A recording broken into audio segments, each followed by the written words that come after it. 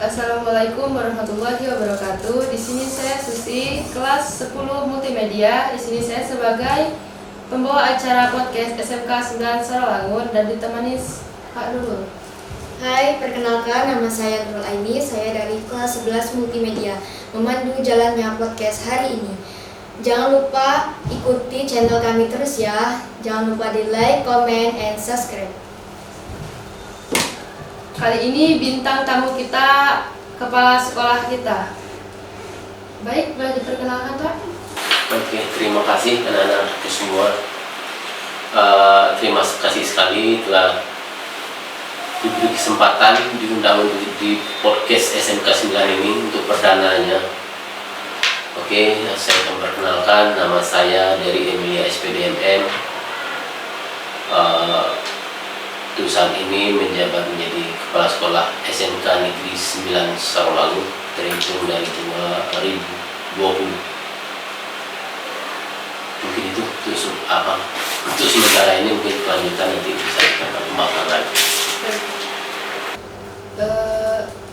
Apa kabarnya Pak hari ini Pak? Alhamdulillah sehat, baik.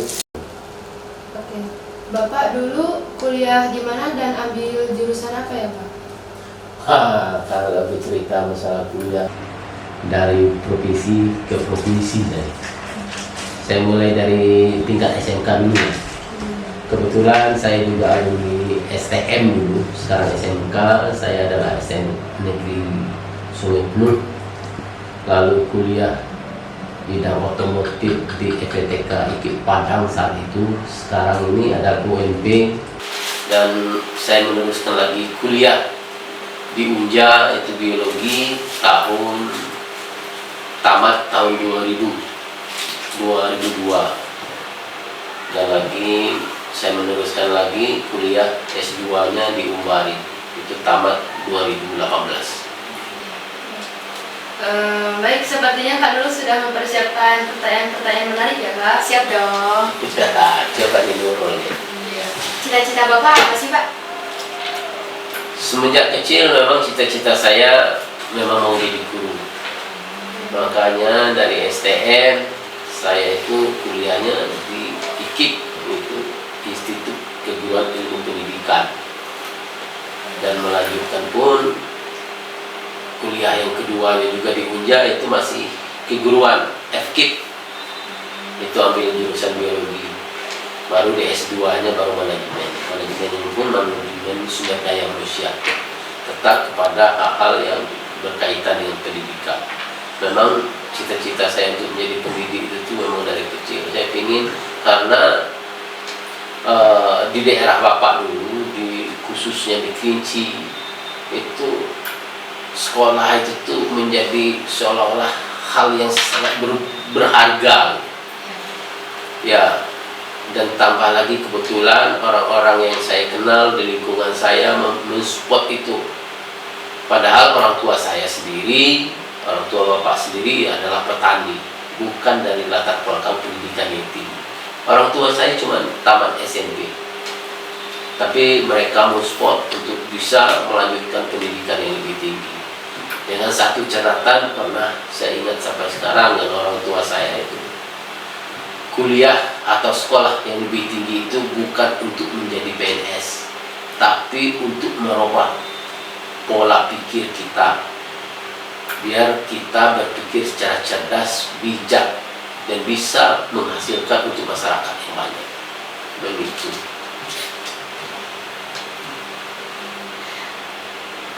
Semangat Bapak yang begitu tinggi ya Pak. Alhamdulillah sampai sekarang. Makanan kesukaan Bapak apa ya Pak? Kalau makanan ya, kalau sampai saat ini makanan ya masih, karena kita orang Sumatera bertetangga dengan Palembang, jadi kesukaannya pempek.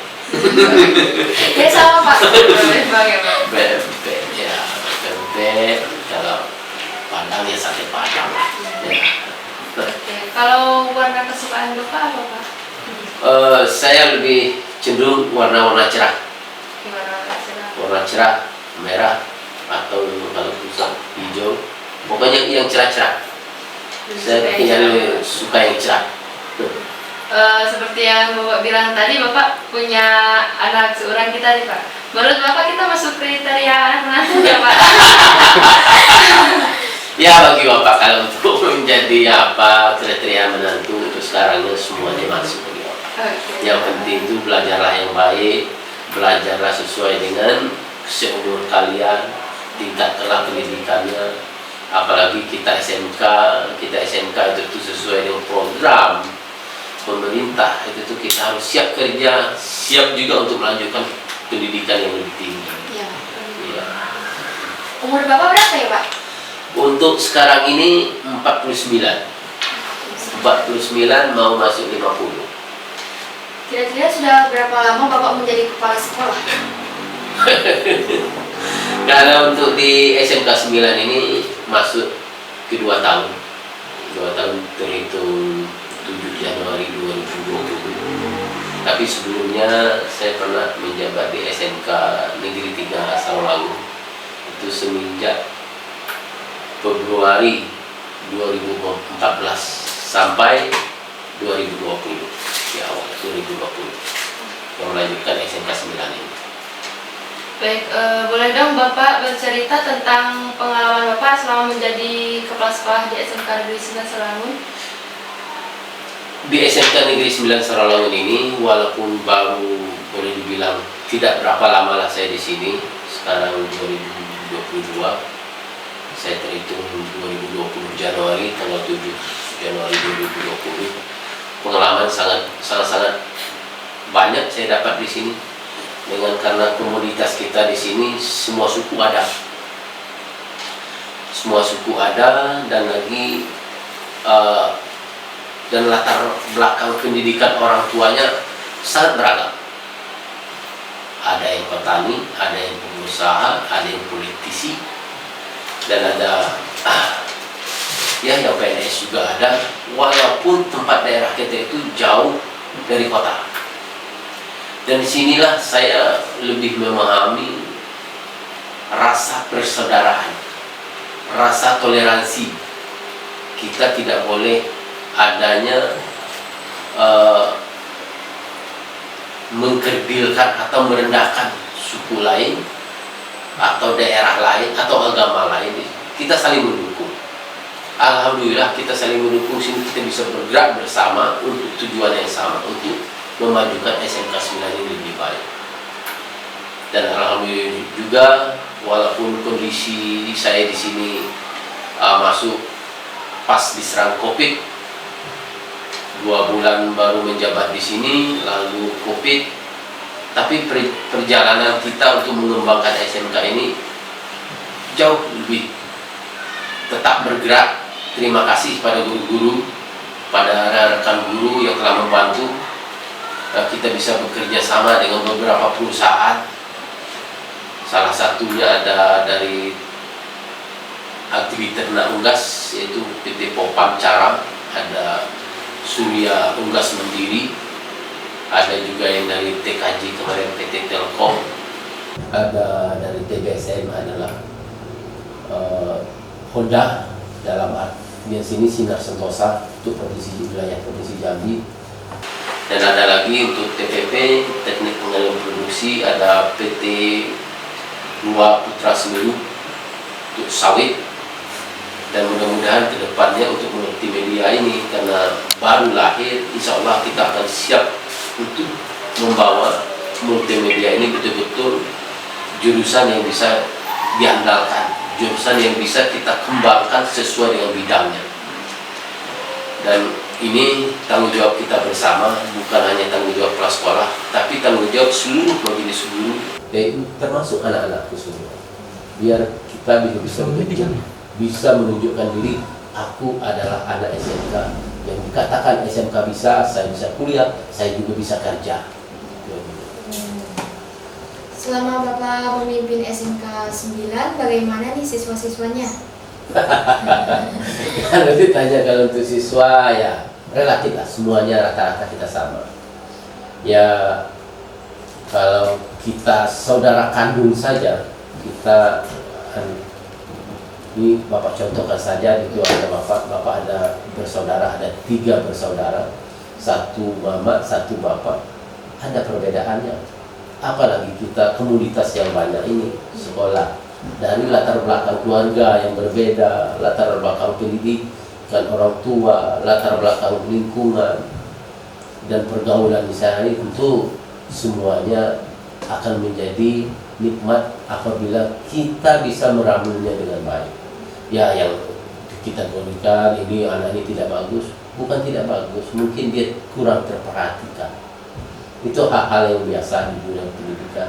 Yang penting bagaimana kita di lingkungan sekolah sama-sama antara kepala sekolah, guru dan semua termasuk TU bisa saling mengisi, bisa saling memperhatikan dan mengingatkan hal-hal yang buruk terhadap anak kita.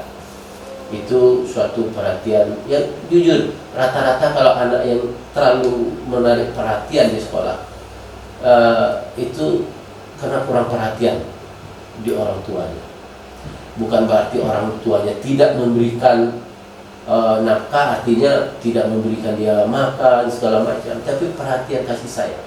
Karena kesibukan orang tua zaman sekarang ya kita akui, karena serba instan, apalagi kalau di kota-kota itu tuh anak sudah dikasih uang melalui ATM, nggak ketemu orang tua, tapi kebutuhannya selalu ada. Nah, kasih sayang yang kuat. Makanya di sekolah ini mari kita ciptakan kasih sayang. Saya ajak guru, majelis guru, sesama siswa, marilah kita saling mengasihi, saling menjaga asah asih itu perlu di sekolah ini. Apa yang Bapak lakukan ketika ada siswa yang suka bolos atau tidak mematuhi peraturan di sekolah? Kalau untuk menghadapi siswa yang sering bolos atau suka melanggar, itu kita ada aturannya. Tentu yang pertama kita melibatkan di sini ada wali kelas, ada BK, dan ada kesiswaan. Itu yang pertama yang terlibat langsung adalah wali kelas. Di proses wali kelas lalu dibantu oleh BK nanti bimbingan konseling dan dibantu oleh mudah-mudahan apa permasalahan anak-anak kita itu bisa terselesaikan. Dan alhamdulillah kita di sini BK kita juga memang tidak selalu, tapi ada mengadakan kunjungan rumah bagi anak yang betul-betul bermasalah. BK kita berkunjung ke rumah siswa itu ingin mengetahui permasalahan itu apa. Jangan sekadar informasi dari anak saja, tapi memang kita harus tahu betul-betul permasalahan agar kita mendapatkan solusi terbaik buat anak untuk dia bisa menyelesaikan pendidikan. Kembali lagi, Susi. Menurut Bapak, SMK ini seperti apa ya, Mbak? Ya, kalau SMK menurut Bapak ya, yang saya rasakan SMK ini kita memang berbeda dengan SMA. Karena kalau SMA mungkin dia berlomba dalam arti kata targetnya itu jelas, dia harus lulus, harus kuliah, harus berprestasi segala macam. Bukan berarti kita di SMK tidak ada prestasi, bukan tidak mau, tapi kita ada di sini di samping kita mempersiapkan diri kita untuk kuliah, dan kita juga harus mempersiapkan diri kita untuk siap kerja. Nah, disitulah letak tantangan Bapak sebagai pimpinan, mau menjadi guru di SMK, mau menjadi pemimpin di SMK ini. Bagaimana bisa membawa tamatan SMK ini biar dia setelah tamat bisa kerja layak untuk kerja, seperti yang beberapa pertemuan ada keinginan juga dari pemerintah untuk mendata, untuk menghimbau para perusahaan-perusahaan besar untuk bisa menerima anak-anak SMK sebagai tenaga kerjanya sesuai dengan bidangnya.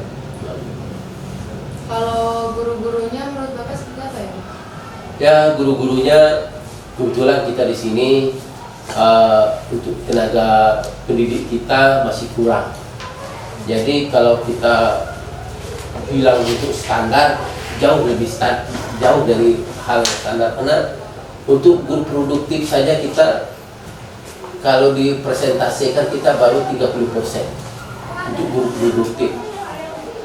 dan guru-guru adaptif, guru normatif itu masih banyak guru yang itu tidak mengajar sesuai dengan bidangnya.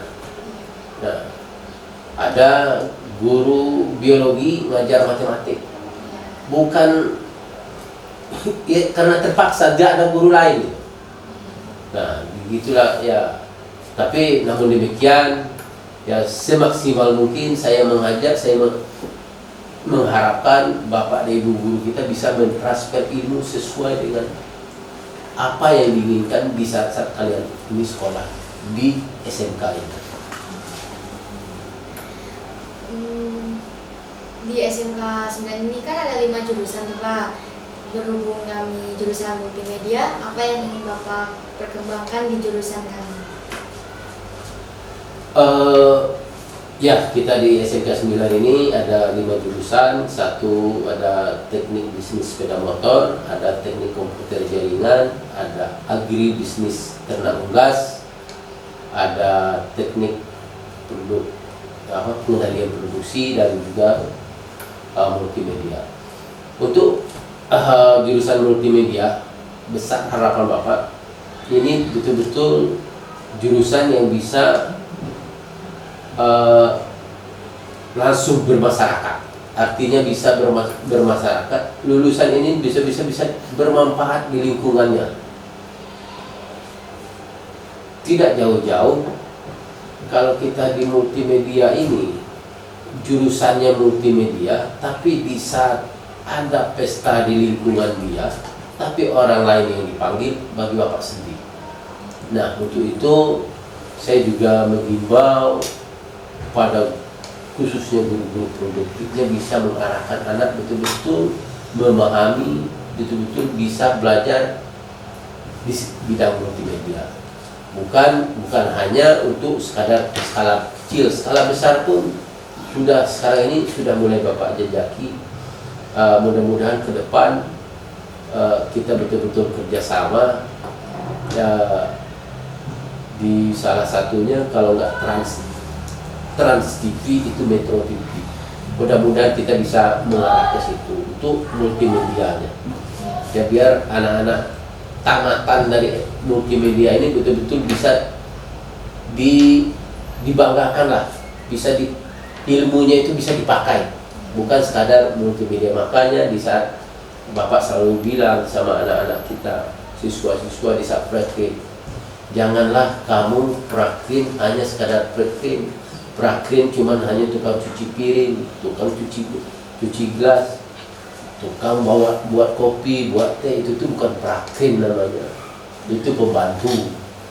Nah, kalau mau praktiklah sesuai dengan jurusanmu, galilah ilmu di situ. Tidak ada salahnya kalian bertanya, Pak, ini apa? Gimana cara kerjanya? Tidak salah, karena kamu ada belajar di situ. Bukan adalah karyawan yang profesional, tapi statusnya masih belajar. Gitu. Bapak, hari ini kan di ruang podcast kami, apa yang ingin Bapak perkembangkan di podcast kami? Seperti kan alatnya masih banyak yang kurang, barangkali Bapak ingin menambahkan sedikit AC. Oh, betul. Ini salah satunya, memang podcast ini harus kita bikin senyaman mungkin, karena ruangan ini ruangan rileks lah. Rileks, kita berbicara, mengembangkan sekolah, menginformasikan kita. Banyak hal yang harus kita perhatikan di sini, masih banyak. Betul, salah satunya pun hordennya pun harusnya ada. Nah, pendingin, gimana sound systemnya di sini. Banyak. Ini belum seberapa, belum 25%.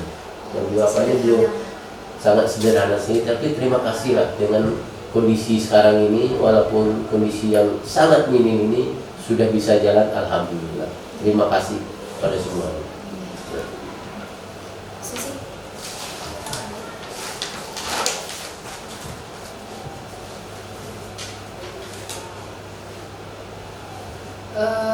Kalau saya boleh bertanya, Bapak SMK kita ini kapan ya menggunakan kurikulum merdeka? Kalau untuk penggunaan kurikulum merdeka itu tuh kepinginnya Bapak secepatnya. Tapi untuk menuju itu tentu tidak semata-mata. Yang pertama, kita itu harus betul-betul guru kita itu ada. Karena kalau guru kurikulum merdeka itu nanti bisa pembelajarannya itu sudah mengarah ke profesional. Artinya gurunya itu harus profesional. Jangan sekadar misalkan ada suatu mata pelajaran yang mata pelajaran itu harus buat proyek. Tapi proyeknya namanya aja proyek, tapi pekerjaannya itu tuh tidak sesuai dengan yang diinginkan. Contoh misalkan kalian multimedia, oh kalian buat proyeknya pembuatan video atau membuat video pendek lah, tapi ternyata cara pengambilan gambarnya, cara mengeditnya, mendubbing suara segala macam itu tuh tidak kalian ketahui, tidak tahu, mau bertanya kepada guru, gurunya pun tidak tahu. Artinya gurunya belum mampu, kan gitu. Bukan berarti tidak ada yang mampu, ada. Tapi hanya kita di sini belum siap secara 100%. Tapi insya Allah tahun pelajaran 2023-2024 kita akan memakai kurikulum Merdeka Belajar. Ya baik Pak. Oh iya, di sekolah kita kan ada kewirausahaan Pak yang sudah dijalankan. Jadi apa yang ingin Bapak kembangkan di kewirausahaan ini? Kewirausahaan ini yang kita kembangkan sekarang itu sesuai dengan program bidang studinya masing-masing. Makanya harapan saya, harapan kita semua, dan juga itu sudah menjadi program dari pemerintah, anak-anak SMK itu harus bisa berusaha. Tidak sekadar hanya program yang kita ciptakan sekarang, ada beberapa kelompok usaha, tapi keinginan pemerintah itu adalah semua siswa harus bisa berusaha. Apalagi yang didukung dengan teknologi. Sekarang kita salah satu yang pendukung adalah podcast online semuanya itu. Makanya sudah ada lagi wacana dari pemerintah, satu siswa satu rekening untuk kewirausahaan yang berbasis online. Nah, harapan apa? Walaupun kita di daerah jauh jangkauan dari kota, kita jangan kalah dari orang kota. Nah, apalagi teknologi ada. SMK kita ini sudah bekerja sama dengan perusahaan mana atau pihak-pihak mana saja Pak? Untuk sekarang ini yang pasti yang kita sudah bekerja sama, kalau untuk perusahaan ada PT Kopancaran itu dan PT Surya Unggas Mandiri itu dari Agribisnis Terang Unggas. Kalau untuk TKJ itu Teknik Komputer Jaringan ada Telkom. Kalau untuk TBSM ada Honda, dalam hal ini Sinar Sentosa di Jambi. Kalau untuk TPP Teknik Pengendalian Produksi ada PT Igun dan PT Dua Semeru, Putra Dua Semeru. Di ekstrakurikuler sinematografi apa yang mau Bapak kembangkan? Kalau di sinema fotografi ya, itu harapan Bapak sangat besar di sini, karena salah satu yang bisa mengekspos kegiatan ya dari ekstrakurikuler itu. Artinya dia bermain banyak di media sosial. Makanya saya mengimbau sekali lagi tadi dengan Bapak Ibu Guru, mari kita sama mengaktifkan media sosial kita. Ada WA, ada Instagram, ada YouTube. Itu betul-betul kita memanfaatkan semaksimal mungkin. Apalagi di sinema kegiatan ekskul kita ini di bidang itu. Nah, mestinya itulah yang jadi motor penggerak untuk menjalankan medsos kita itu, media sosial kita. Apapun kegiatan kita sini, baik itu kegiatan praktek sehari-hari atau ada kegiatan ekskul atau ada kunjungan dan sebagainya, silakan kita ekskul asalkan hal itu bersifat positif. Prestasi apa sih yang sudah dicapai oleh Pak Denny selama menjadi kepala sekolah di SMK Prestasi bingung juga dalam prestasi. Tapi alhamdulillah kalau untuk akademik belum kita. Kita ada ekstra beberapa, ada fiksi kemarin yang diikuti oleh Atu, itu kita mendapat 10 besar nasional, dan alhamdulillah sekarang ini untuk tahun ini juga ikut fiksi, yaitu masih tahap untuk final, mudah-mudahan bisa mendapat juara. Untuk kegiatan-kegiatan lain, ekskul lain itu tuh kita, karena selama saya menjabat di sini lebih kurang 2 tahun itu tuh kita banyak di rumah, kegiatannya banyak di rumah karena kita kondisi COVID.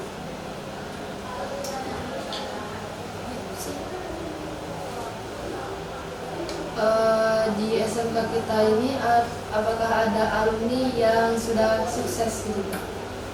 Kalau dibilang alumni yang sudah sukses, ada beberapa, ada yang dari TKJ juga ada,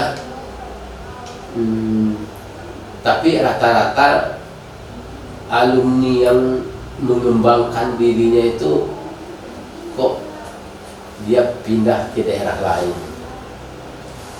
Salah satunya ada TBSM, itu dia berkembangnya di Jawa, itu di Jakarta. TBSM, lupa saya namanya, dan kebetulan itu masih keluarga dari Pak Sarwanto. TBSM itu bagus, perkembangan bengkelnya bagus, itu alumni kita.